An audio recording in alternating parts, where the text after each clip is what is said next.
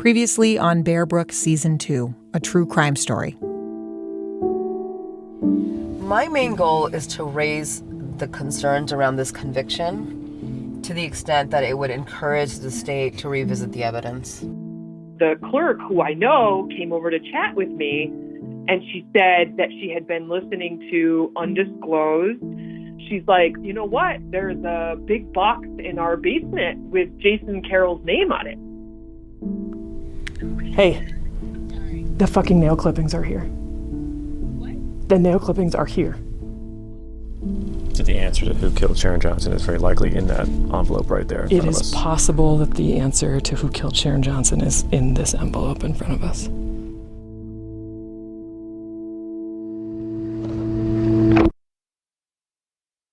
It's been about 17 months since that day with the box. The box of evidence from the investigation into Sharon Johnson's murder. The box had the clothes Sharon was wearing when she died, the knife police say she was stabbed with, the fingernail clippings from Sharon's hands with blood on them, blood that might belong to her attacker. For 17 months, Jason Carroll and his attorney with the New England Innocence Project have been trying to get that evidence DNA tested. They think there's a real shot that evidence could exonerate Jason. But the state of New Hampshire didn't. You might remember they said there was, quote, no scenario where DNA testing could exonerate Jason. So they objected to Jason's request for DNA testing. That is, until just a few days ago. So did you celebrate?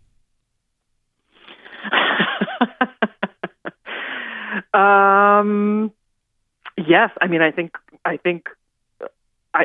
celebrate. I guess I would say yes, I celebrated. It's weird to say that you would celebrate separately from Jason, right? So, like, the weird thing was that I wasn't able to see Jason that night. So I talked to him on the phone, and so to be able to say, like, celebrating something for someone, it's like celebrating somebody's birthday when they're not there. So when I was finally able to talk with him about what happened, he was shocked, I would say. And he essentially said to me, half of me feels like crying like a baby, and half of me feels like throwing up. And he said, it's the best news I've had in 35 years. He said that, the best news in 35 years. He did.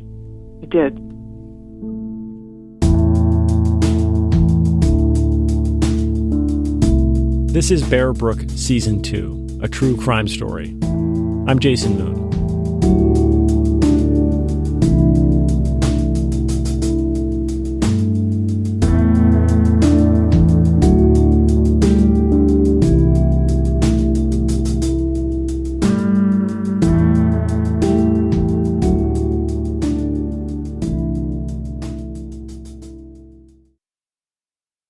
So here's what happened. After Jason's lawyer, Cynthia Musso, found that box of evidence, she filed a petition with the court under a state law specifically meant for just such a moment.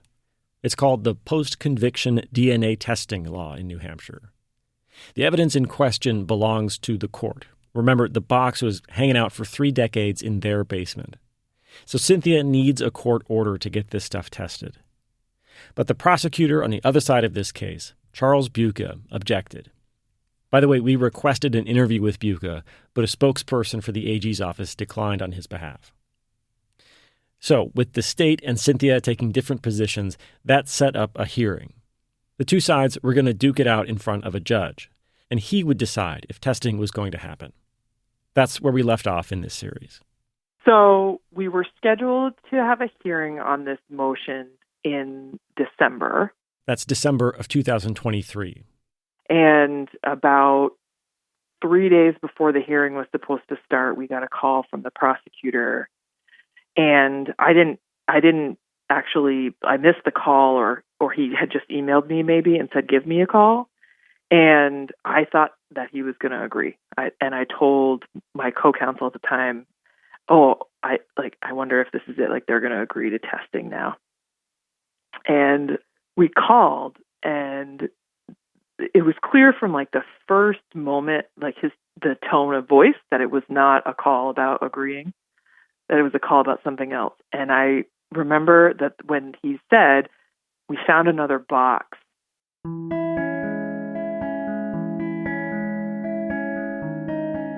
we found another box. Another box with more evidence from the investigation into Sharon Johnson's murder. I remember just sitting there being like, I don't even know what to say. Like, I think the proverbial, your jaw hits the floor is really how I was feeling in that moment. And I think that was a huge shock to me. This box, let's call it box number 2, was found in the basement of the former headquarters of the New Hampshire Department of Justice. It just so happens the New Hampshire DOJ is moving offices, and the building is being torn down right now. So in the process of the big move, someone's down in the basement, and they find this box that says, "Do not destroy Sharon Johnson case." Kind of amazing that the very first box at the courthouse, you stumbled on that because this clerk had happened to have listened to the Undisclosed podcast. And then the next box is discovered through another sort of happenstance that the building in which it's housed is being demolished. And if not for that, maybe they wouldn't have found it. Exactly.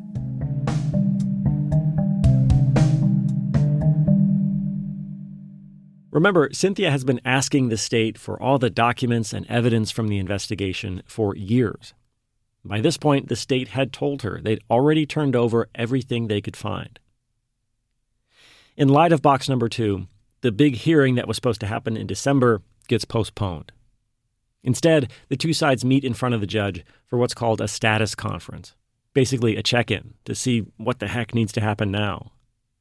And at this status conference, Cynthia, she's a little annoyed. It's already been more than a year since she found box number 1 and filed the petition for DNA testing. And now things are getting delayed because of some sloppy housekeeping by the state. Cynthia wants assurances from the prosecutor, Charles Buca, that this isn't going to happen again. I'm not asking for a lot. I'm just asking for a reach out to those sort of 3 places to ensure that we have everything that exists. And the 3 places are Bedford PD, State Police. State Police we know, because they're the ones that catalog this and are involved. They did, but I would double check and ask, because I've asked you for discovery a lot of times and we didn't know until we knew, right? Sure, but I've had those conversations with the State Police ad nauseum. So the State Police have... Charles is like, trust me, we've gotten everything from State Police. If you'd like me to ask them again, I'd be happy to do that. But we already know the answer to that. So Bedford PD is easy. We can contact them and make another inquiry. Who was the third? You.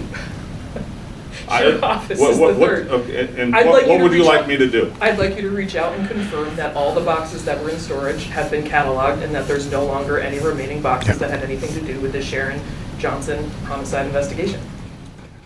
Maybe you heard that quiet yep as Cynthia was talking. That was the judge, William Delker.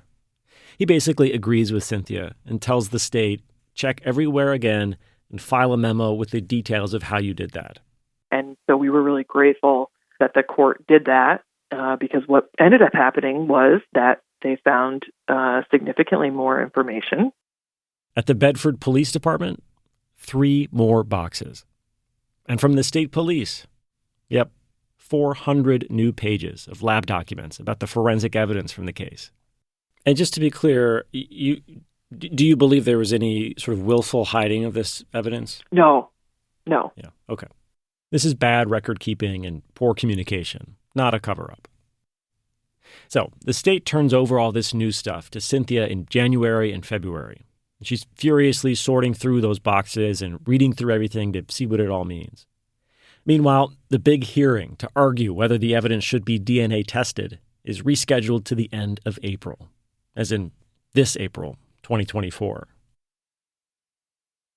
Let's talk about what was in those new boxes. Some of it was stuff Cynthia already had, duplicates of police reports from the discovery file, things like that. But it wasn't just paper.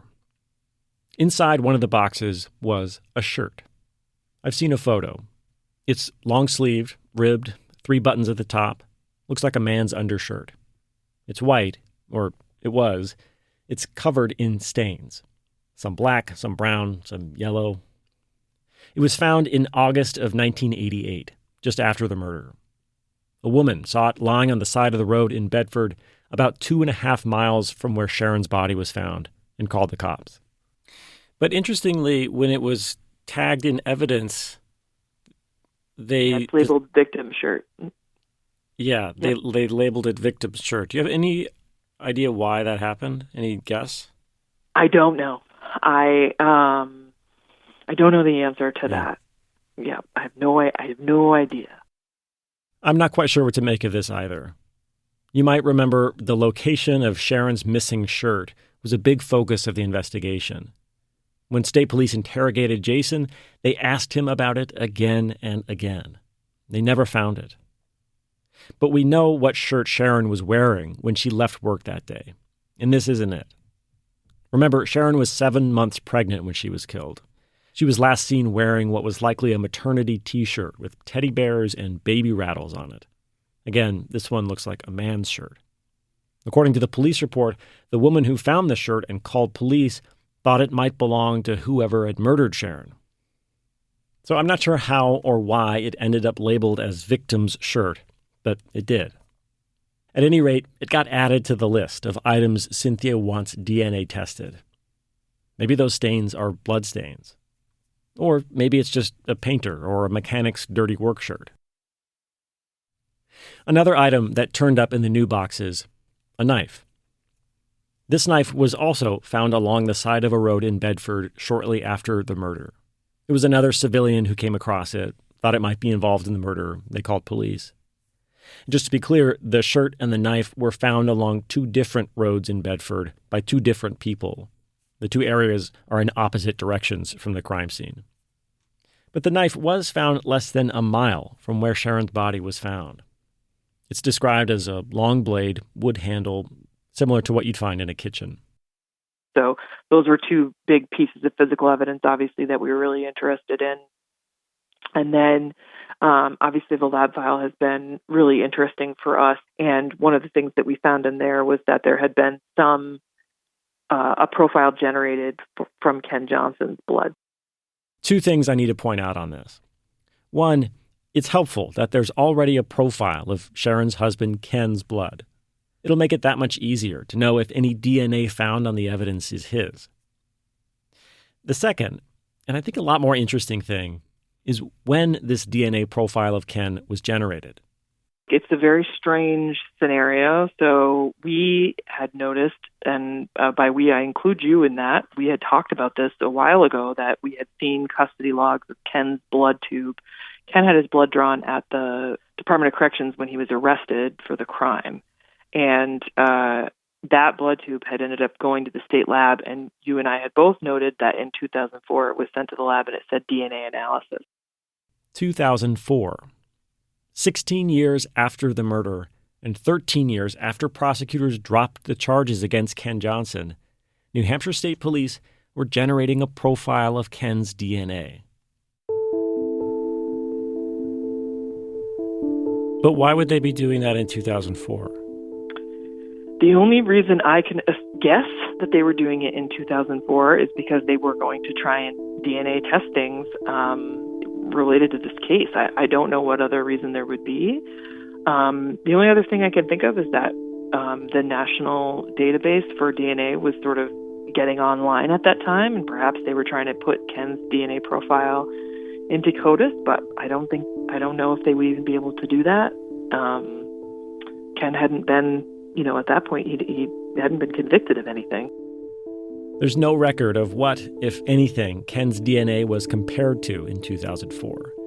The lab report only shows that a DNA profile was generated. And as far as CODIS goes, that's the National Law Enforcement DNA database, only people who are convicted of certain crimes get their DNA put into it. That's why Cynthia is mentioning that Ken hadn't been convicted of anything in 2004. Complicating this further is one thing that has always bothered me.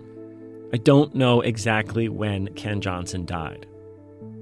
According to records from the state, by 2006, they were told he was dead. So maybe in 2004, Ken was still alive, and state police were taking one last crack at connecting him to the murder with DNA evidence? But then, how could it? Ken was Sharon's husband. It wouldn't exactly be damning evidence if Ken's DNA was found on Sharon's body. One last thing about this minor mystery of Ken's DNA. It set up a pretty ironic situation where the state was about to argue in 2024 against post-conviction DNA testing in this case, when they had apparently done it themselves, or maybe were about to, in 2004.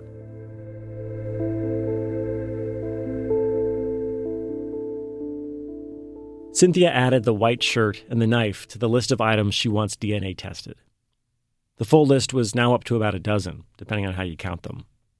It includes the fingernail cuttings, some of Sharon's clothing, cigarette butts from her car, various samples taken from her body, Jason's pocket knife, the alleged murder weapon, and bloody soil samples from the crime scene. And then Cynthia prepared for the hearing. Again. Cynthia assembled a cast of heavy-hitter expert witnesses to explain what might seem like an obvious point, that DNA testing could reveal who killed Sharon. There was Tim Palmbach, 22 years in law enforcement, Connecticut state trooper, detective. Before he retired, he ran the entire forensic lab for the state of Connecticut. He's been called as an expert witness in lots of high-profile cases, like the murder trial of Michael Peterson. That's the staircase trial, for those who've seen the documentary. More recently, Tim testified in the murder trial of former South Carolina attorney Alex Murdaugh. There was Carl Reich, 22 years experience in biochemistry, Cornell, UCLA, Harvard, Stanford. Lawyers for Stephen Avery, the subject of the Making a Murderer documentary, hired him as a consultant. There was Haley Cleary, a psychologist, professor, and expert in juvenile false confessions. She knows this case well.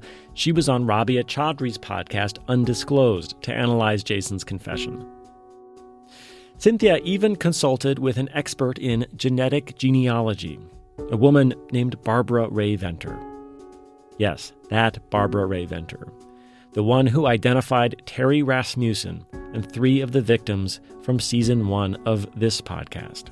The challenge is going to be getting usable DNA because those bodies were out there exposed to the New Hampshire winters for between 5 and 20 years.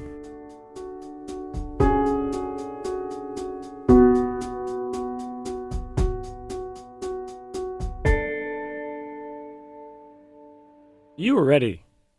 I was ready. Yeah, I'm still ready. Yeah, I was ready.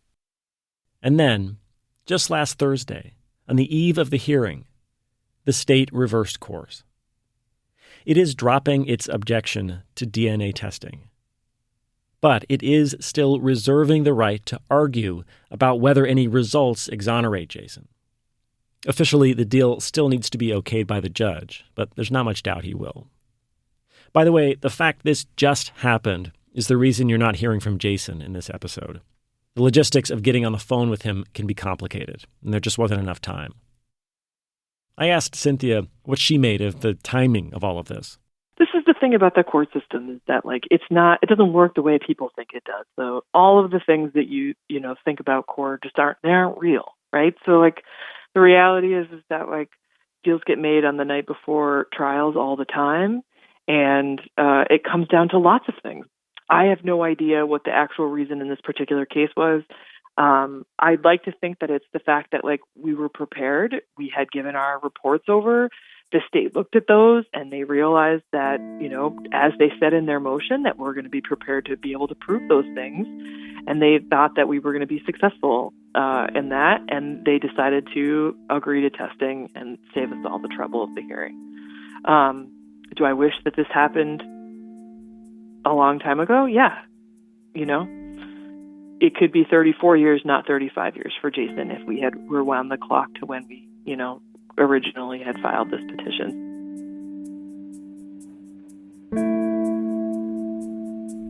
After the break, after 35 years, what happens next?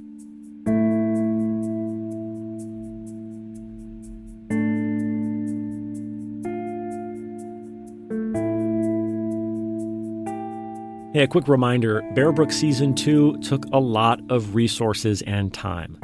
I've been reporting this story for more than 2 years now, and as you can hear, I'm still on it. If you're in a position to do so, please consider making a donation to New Hampshire Public Radio. To give now, click the link in the show notes. And thank you for supporting local, long-form investigative reporting.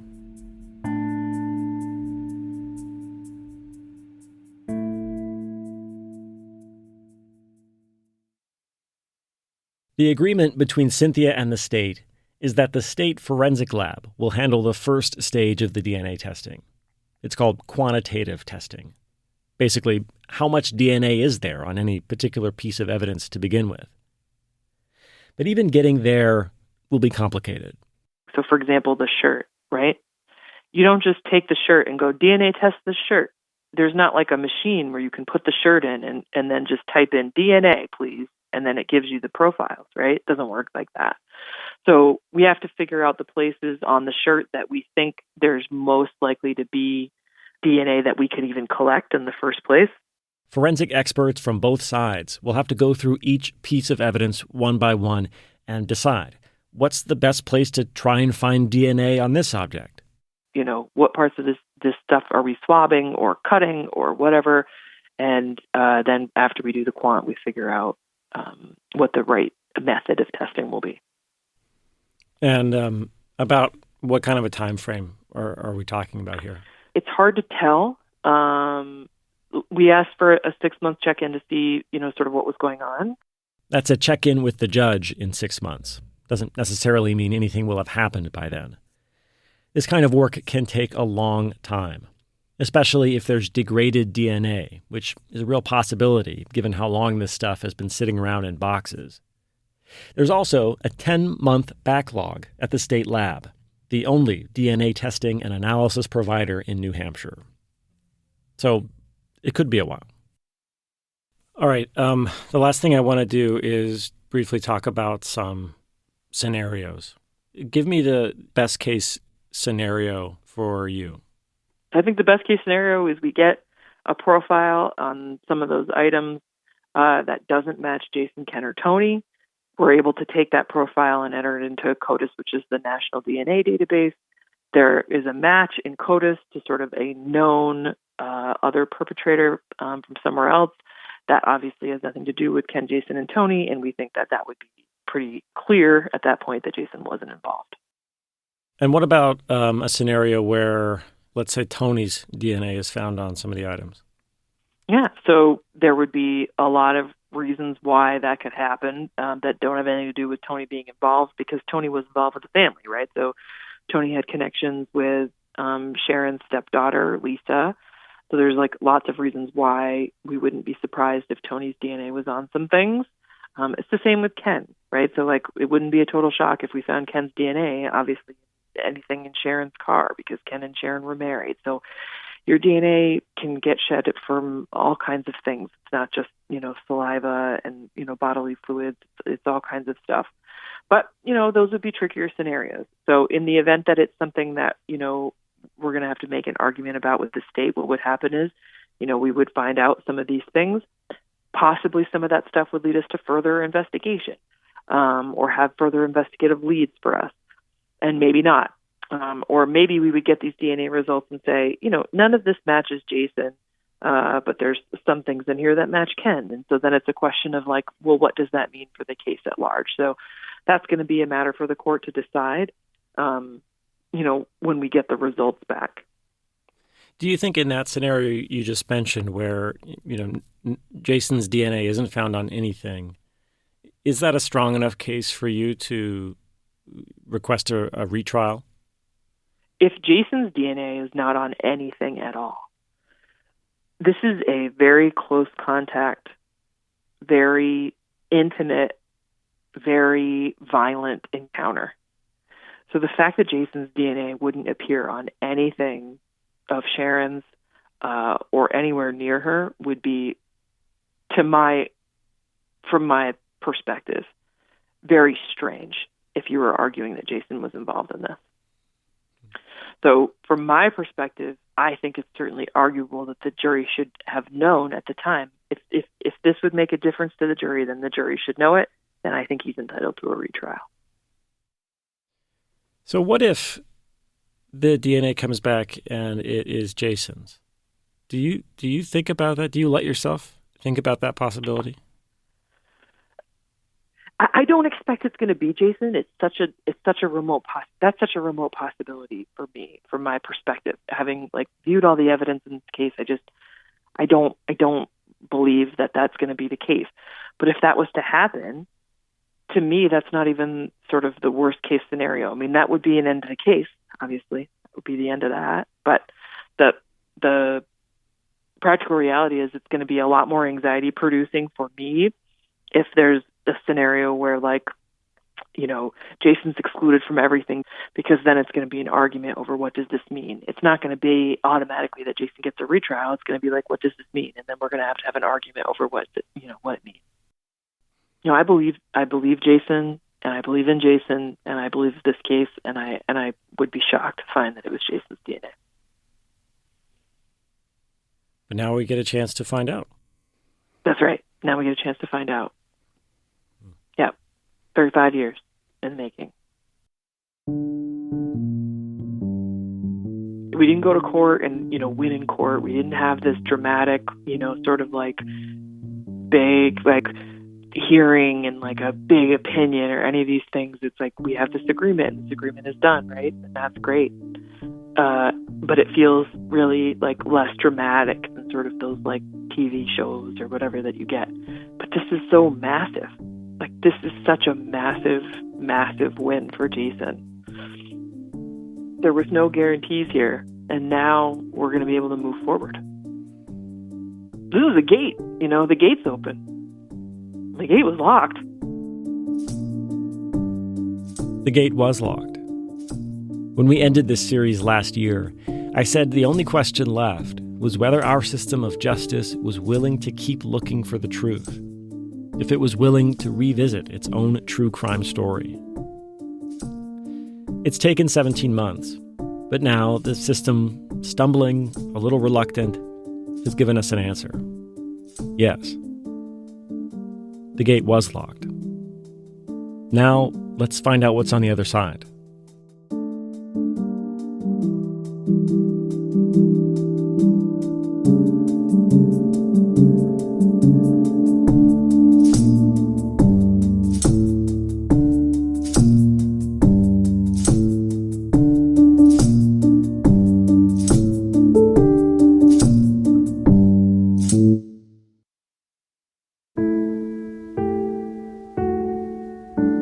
Bear Brook Season 2, A True Crime Story, is reported and produced by me, Jason Moon. It's edited by Katie Culinary. Sarah Plord created our original artwork as well as our website, bearbrookpodcast.com. Additional photography and videos by Gabby Lozada. Bear Brook is a production of the Document Team at New Hampshire Public Radio.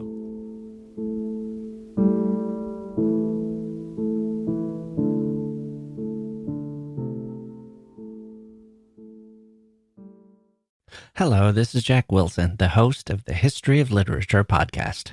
For the past 10 years, I've been talking to novelists, biographers, and scholars about the greatest books in the history of the world and the men and women who wrote them. Like our recent episodes on Dante and Love, a starter pack of 10 Indian classics, the pop culture that influenced Sylvia Plath, and a talk with scientist and novelist Alan Lightman about the wonders of nature. Join us at the History of Literature podcast, wherever you get your podcasts.